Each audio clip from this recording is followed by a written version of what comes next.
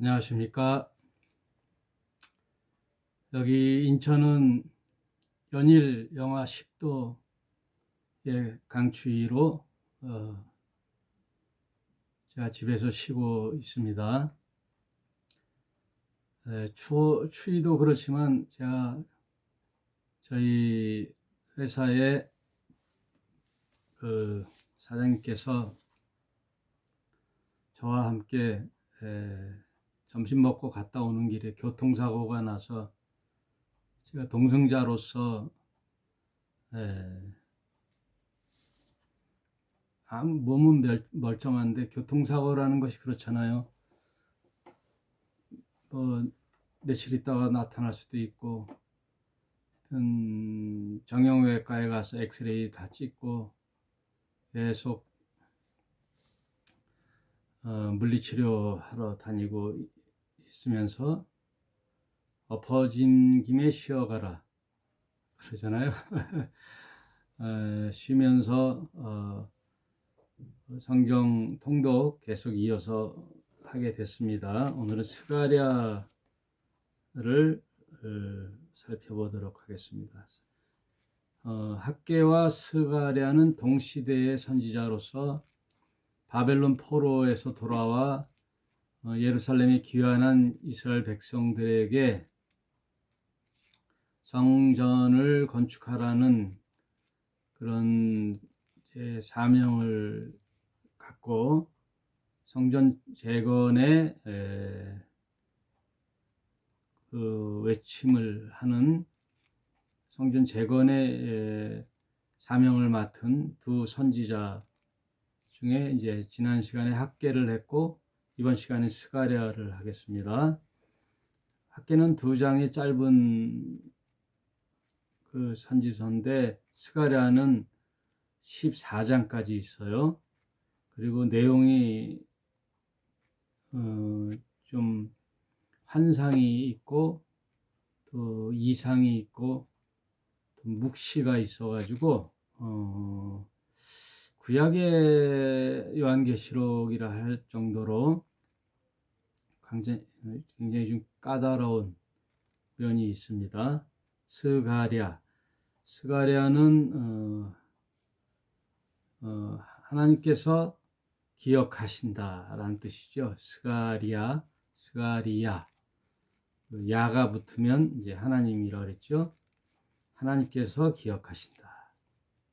스가랴 1장 1절부터 들어가 보도록 하겠습니다. 다리오 왕 2년 8월에 여호와의 말씀이 이도의 손자 베레가의 아들 선지자 스가랴에게 임하니라. 가라사대. 다리오 왕은 이제 페르시아 왕이라 그랬죠. 페르시아의 왕. 그 사람이 즉위한 지 2년 8월에 학개는 다리오 왕 2년 6월에 하나님 여호와께서 학개에게 임하셨다. 그리고 스가랴는 그 이후 2개월 후에 스가랴에게 임한 말씀을 기록한 것이죠. 그리고 스가랴라는 이름이 당시 유대의 흔한 이름이었어요. 그래서 항상 그 아버지와 그 조상을 얘기하죠. 이도의 손자 베레가의 아들 이렇게 함으로써 그 스가랴임을 이제 명명하는 거예요. 그리고 학개와 스가랴는 이제 동시대에 성전 재건을 위해서 부르심을 받았는데 학개는 보통 그 성전 재건을 독려하는 차원에서 책망하며 독려하는 그런 성향이라면 스가랴는 회개를 촉구하는, 회개가 먼저 우선시하는, 회개치 않고 성전 재건만 하면 무슨 소용이 있겠어요. 먼저 회개를 촉구하는 내용이 스가랴예요. 그래서 3절에 이제 2절 3절 나 여호와가 무리의 열조에게 심히 진노하였느니라. 말하자면 그 이스라엘 예루살렘으로 귀환한 이스라엘 민족의 조상 그 열조들에게 심히 진노하였다. 그것은 무슨 내용이냐? 그러므로 너는 우리에게 고하기를 만군의 여호와께서 이처럼 이르시되 너희는 내게로 돌아오라. 나 만군의 여호와의 말이니라. 그리하면 내가 너희에게로 돌아가리라. 나 만군의 여호와의 말이니라. 3절 안에 한 절에 무려 3번이나 나 여호와의 말이니라. 나 여호와의 말이니라. 우리가 아주 작심하고 말하는 것을 할 때 내 이름을 걸고 하잖아요. 그리고 그 말이 진실임을 강변할 때 내 손에 장을 지져라 그러죠. 그 말이 아니면 내 손에 장을 지져라. 벌써 한 절에 여호와의 말씀이라는 것을 3번 반복해요. 그만큼 이제 하나님께서 강조하시는 거죠.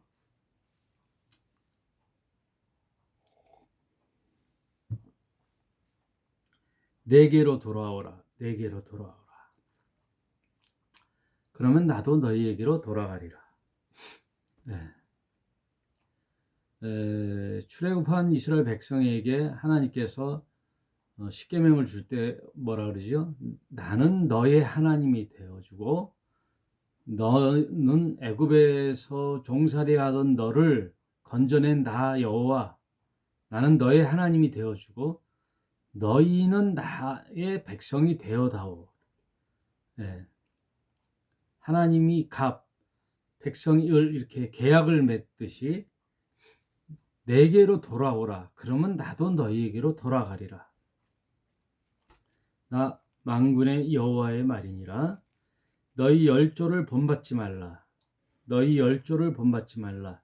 옛적 선지자들이 그들에게 외쳐 가로되 만군의 여호와께서 말씀하시기를 너희가 악한 길 악한 행실을 떠나서 돌아오라 하셨다.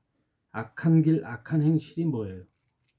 그 열조들 이스라엘의 조상들이 왜 바벨론 포로에서 70년을 생고생을 했을까요? 악한 길 악한 행실을 했기 때문에 그래요. 여호와 하나님을 떠나 우상을 섬겼던 열조들에게 그들의 행실을 본받지 말고 너는 내게로 돌아오라. 나의 백성으로 돌아오라. 내 열조에게서 나는 마음이 떠나 내 열조를 돌아보지 않고 바벨론 포로에 가서 이방 나라를 통하여 각성케 했는데 이제는 너희는 열조를 본받지 말고 너희는 내게로 돌아오라. 여러분 오늘날 개신교가 어떻습니까? 개독교라는 소리를 듣잖아요. 개신교 목회자들 그리고 대형 교회들 큰 교회 목사들 1세대 2세대들 다 교회 세습하고 큰 교회든 작은 교회든 수많은 무슨 비리들이 난무하고 돈에 연루되고 공금 횡령하고 또 여자 문제, 성도 간의 또 고소 고발, 하여튼 그런 곳에서 우리는 어떻게 해야 될까요?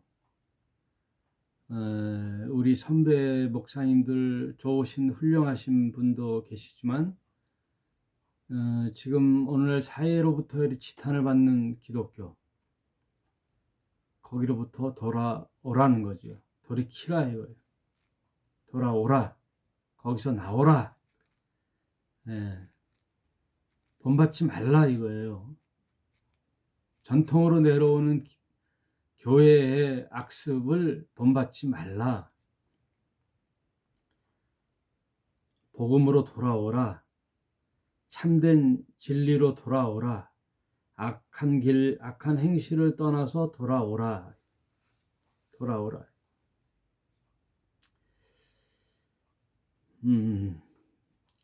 우리도 보통 작심삼일이라 그러죠. 작심삼일. 이제 내가 바르게 살아야지, 진리로 살아야지 하다가도 또 옛 습관이 나오고, 또 자신의 이기적인 탐욕이 나오고, 그러면 나는 안 돼. 나는 역시 안 돼. 그러지 말고 또 작심하라는 거예요. 작심 3개월, 작심 그것이 또 3년 계속 이렇게 넘어지고 자빠져도 또 일어나 하나님께 하나님 잘못했습니다 하고 다시 마음을 새롭게 해야죠. 사탄이 우리 신자들에게 무엇을 심어주냐 하면 너를 봐, 너 자신을 돌아봐. 너 같은 놈이 네가 무슨 신자야, 네가 무슨 집사야, 네가 그러고도 무슨 목사야, 이렇게 자꾸만 깔아지게 만들죠. 자책감을 갖게 하고 죄책감을 갖게 하고, 그래서 결국은 돌이키지 않게 하는 그것이 사탄의 전략이죠. 그래서 이제 저는 이 말을 참 좋아해요. 무엇이든지 새롭게 시작함에 있어서는 늦었다는 말은 없습니다.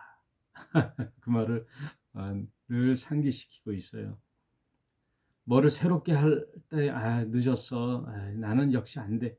이러면 안 되는 거죠.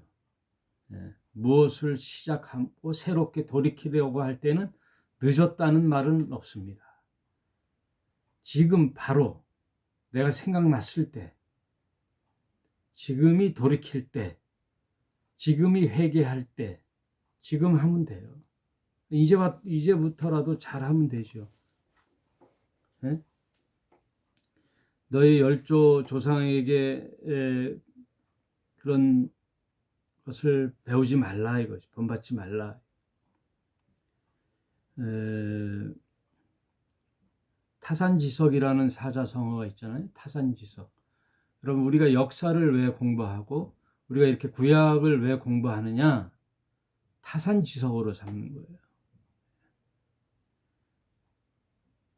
구약에 있는 신앙의 선배들, 역사에 나타난 이스라엘 백성들을 보고 타산지석으로 삼는 거예요.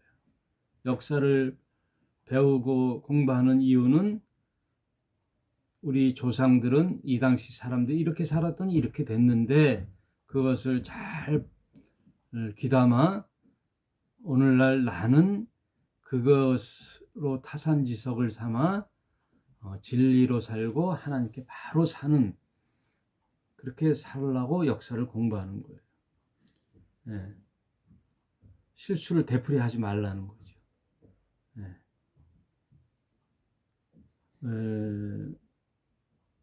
돌아오라, 돌이켜라, 하나님께로 돌아오라, 이 말은 떠나 있었다는 거잖아요.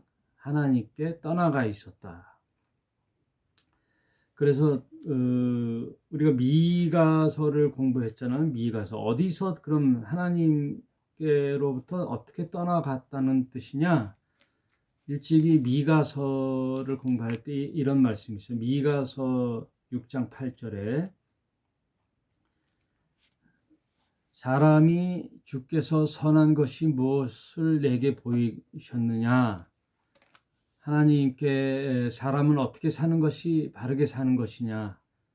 여호와께서 너에게 구하시는 것은 오직 공의를 행하며, 첫째 공의를 행하며, 또 인자를 사랑하며, 또 겸손히 너의 하나님과 함께 동행하는 것이 아니냐. 이 세 가지가 인간이 할 바예요. 하나님 앞에 인간이 바르게 해야 할 일들이 이 세 가지예요. 그러니 떠나갔다는 말은 이런 것에서로부터 떠나갔다는 거예요. 첫째, 공의. 공의를 베풀지 않았죠. 공의로운 삶을 살지 않았죠. 공의라는 것은 뭐냐면 공평하면서 정의로운 것. 공평하면서도 정의로운 삶. 그런 도의. 이걸 공의라 그러거든요. 네. 모든 사람에게 공평하고 또 정의로운 삶을 내가 살았느냐 이거예요. 정직한 삶을 살았느냐 이거예요. 네? 여러분 주님께서 가르쳐 주신 기도에도 뭐가 있어요? 일용할 양식을 오늘날에도 일용할 양식을 주옵시고 라고 기도하라 그러셨잖아요. 일용할 양식, 하루 양식. 하루 먹을 양식만 구하면 오늘날 이런 빈부의 격차가 있을까요? 하루하루 먹을 양식만 있으면 만족하는 그런 기도를 하라고 주님이 가르쳐 주셨는데, 그러면 이런 빈부의 격차, 또 세대 간의 격차, 갈등, 이런 것들이 있을까요?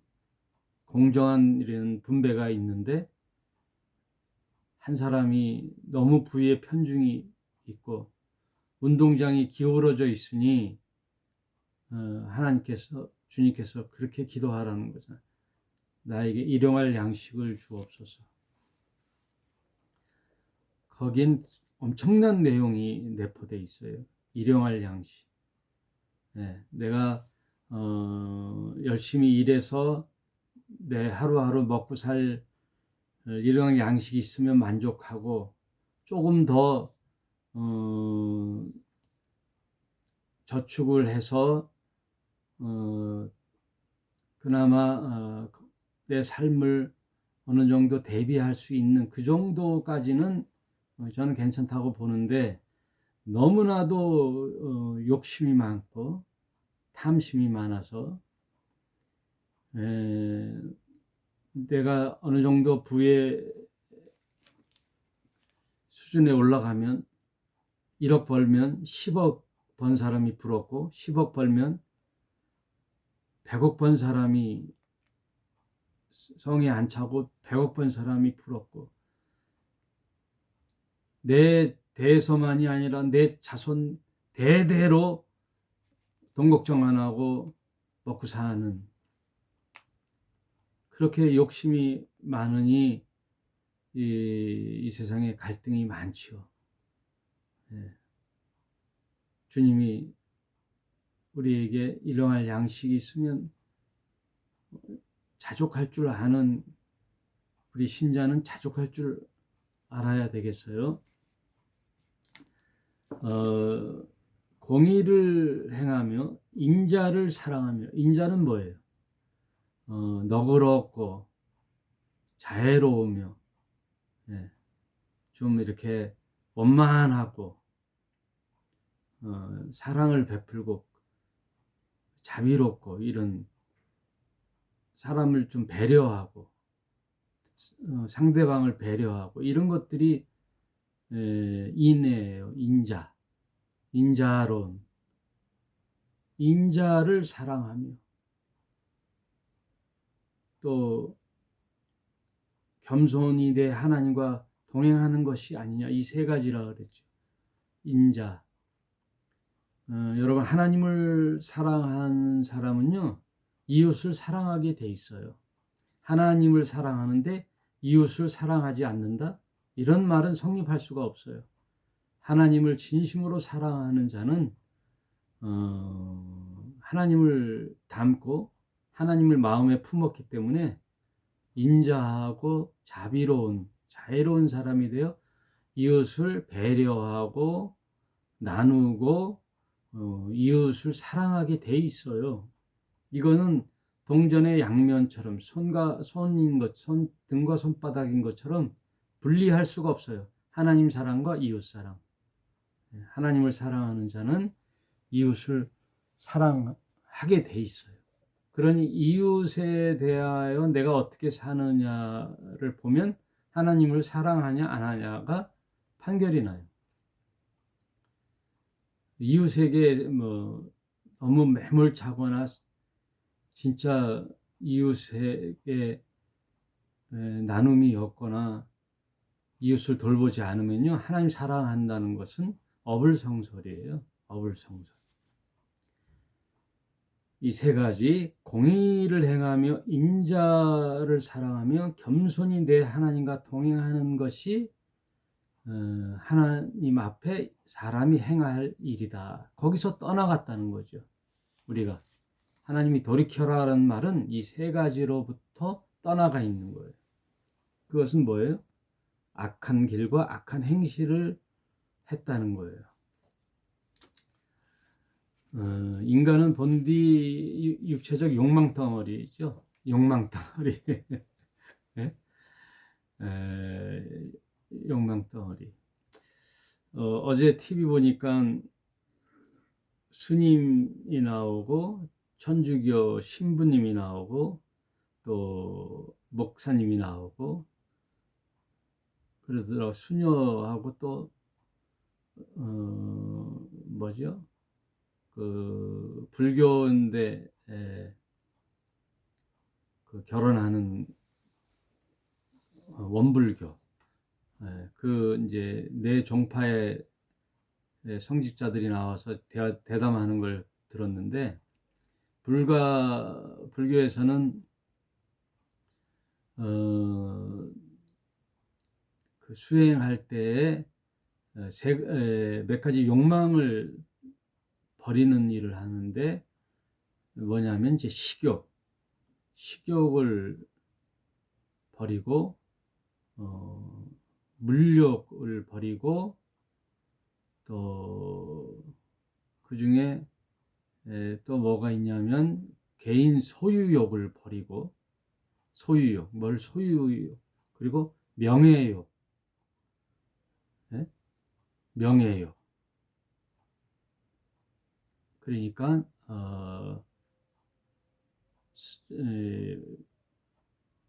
뭐예요? 식욕, 먹는 거, 막 막 식탐도 이제 버리는 것 중에 하나더라고요. 식탐을 버리고, 물욕을 버리고, 명예욕을 버리고, 소유욕을 버리고. 그럼 명예욕이란 뭐예요? 내가 좀 이름을 날리고, 내가 유명해지고. 그래서 보니까 이제 그 중에 또 마지막으로 뭐를 버려야 되냐 그러니까 수면욕을 버리는 거고, 잠 많이 자는 거, 그 5가지라 그러더라고요. 그걸 1차적으로 줄여 나가고 계속 자기를 돌아보는 게 수행이라 그러더라고요. 우리 목회자들이나 우리 신자들도 이 5가지 정도도 우리도 이 불교의 스님처럼 이 정도는 같이 해야 되지 않을까 이렇게 생각되는데 어때요? 욕망덩어리. 우리 주님께서 나를 버리는 거잖아요. 이 땅의 중력, 땅이 끌어당기는 거, 욕심, 탐심, 이게 중력처럼 육체적 내가 나를 자꾸만 깔아내리는데 우리는 이제 하늘의 은총으로 살잖아요. 하늘의 은혜로 사는 건 하나님의 영적 능력이죠. 영성이죠. 영성은 하늘의 뜻으로 사는 거예요. 하늘의 뜻으로 살면서 이 중력, 욕심, 욕망 덩어리를 내려놓는 거예요. 이거부터 해야 되는 거죠. 그런 모든 악한 길, 악한 행실로부터 돌이켜라. 그러면서 스가랴는 1장부터 유명한 8가지 환상이 나와요, 여러분. 이 7절부터 말탄 자에 대한 이상이 나오고 여러분 쭉 한번 읽어보시면 되겠어요. 또 뿔의 공장에 대한 이상, 뿔과 공장, 뿔이라는 것은 파워, 힘이잖아요. 이 뿔은 이스라엘 백성을 괴롭혔던 아수르, 바벨론, 페르시아 이런 강대국의 힘, 그것을 뜻하는 거예요. 그런 이상을 보면서 하나님께서 뭐라고 말씀하셨는가 쭉, 또 2장의 청량줄을 잡은 자에 대한 이상, 3장에는 여호수아에 대한 이상, 이 여호수아에 대한 이상은 장차 도래할 초림 예수와 재림 예수에 대한 여호수아를 모델로 한 그런 묵시, 예언 이런 것들을 예표로 보여주는 거예요. 여호수아, 그 당시 스가랴 당시의 대제사장은 여호수아였잖아요. 그 여호수아의 이상을 보여주면서 장차 이 땅에 메시아가 올 것을 예표로 보여주는 것들이 이제 환상으로, 이상으로 보여주는 게 쭉 나와요. 4장, 5장, 6장에서 이제 7장에서 8장까지 이상이 나오는데, 맨 마지막 이상은 예루살렘 회복에 대한 약속이 이제 나와요. 예루살렘의 회복에 대한 이상, 이게 나오고, 이제 8장이 끝나고 9장부터 이제 앞으로 오실 메시아에 대한 묵시와 예언이 되어 있어요. 그러니까 쉽게 얘기해서 1장부터 8장까지는 메시아를 준비하기 위하여 성전이 필요하고, 이 성전을 재건하기 위해서는 너희는 먼저 회개하여 하나님께로부터 돌아오라. 악한 길로부터, 우상을 섬기는 선조를 본받지 말고 악한 길을 떠나고 악한 행실을 떠나 여호와 하나님 앞에 돌아와 공의와 인자를 베풀며 하나님과 동행하는 하나님의 신실한 종이 되어 하나님과의 만남을 이룰 수 있는 성전을 재건하고, 성전의 이상은 앞으로 도래할 메시아를 준비하는 장소죠.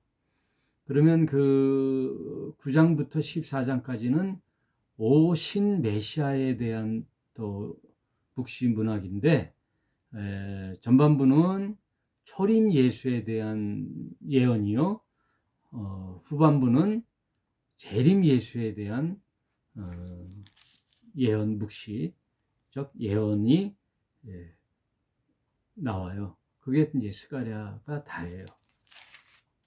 그래서 이제 초림 예수에 대한 예언들이 유명한 것이 9장 9절에 보면, 시온에 따라 크게 기뻐할지어다, 예루살렘에 따라 즐거이 부를지어다. 보라, 네 왕이 네게 임하니 그는 공의로우시며, 여기서 나오잖아요. 공의로우시며 구원을 베풀며 겸손하여 나귀를 타나니 나귀의 작은 것 곧 나귀 새끼니라.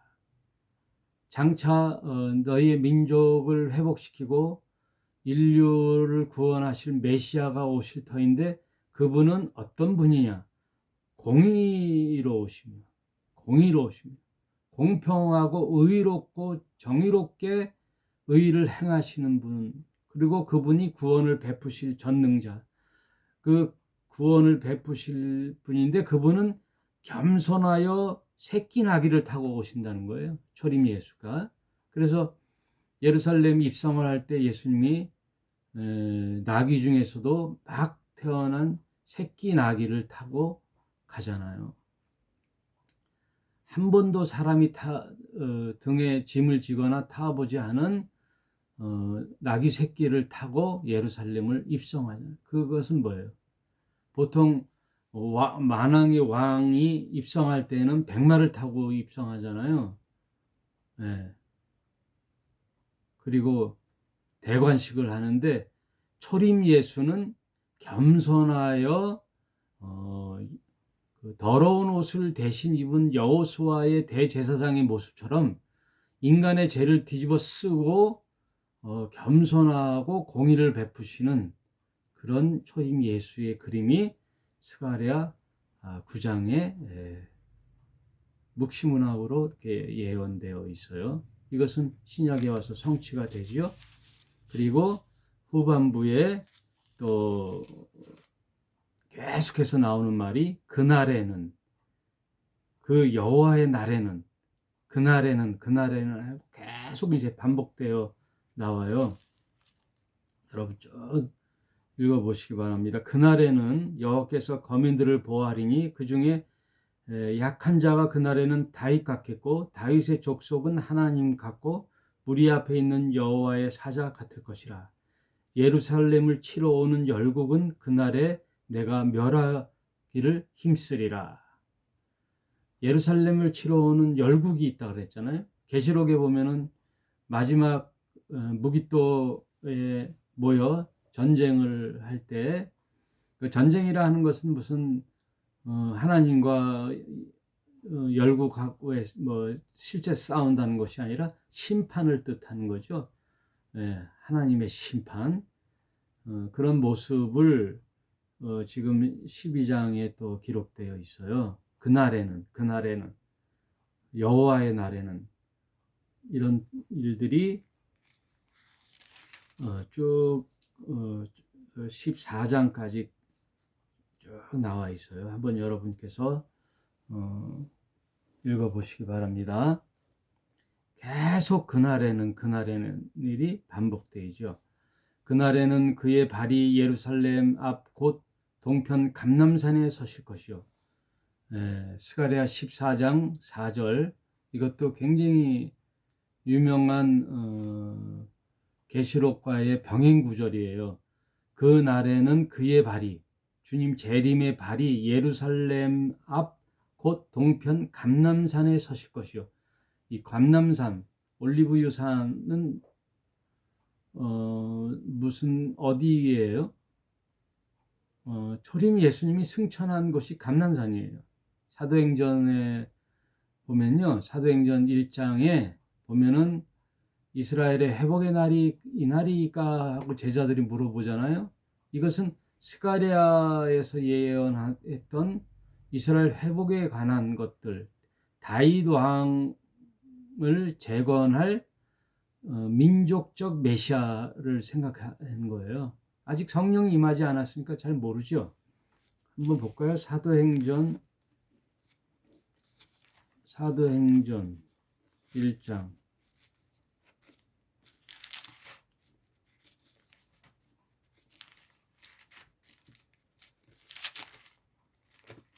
찾아놨어야 되는데 지금 바로 생각이 나서. 사도행전 1장, 사도들 1장 4절, 사도와 같이 모이사 저희에게 분부하여 가라사대 예루살렘을 떠나지 말고 내가 들은 바 아버지와 약속하신 것을 기다리라. 요한은 물로 세례를 베풀었으나 너희는 몇 날이 못되어 성령으로 세례를 받으리라. 저희가 모였을 때 예수께서 묻자 가로되 주께서 이스라엘 나라를 회복하심이 이때니까 하니. 그 제자들이 모여서 예수께 물어보잖아요.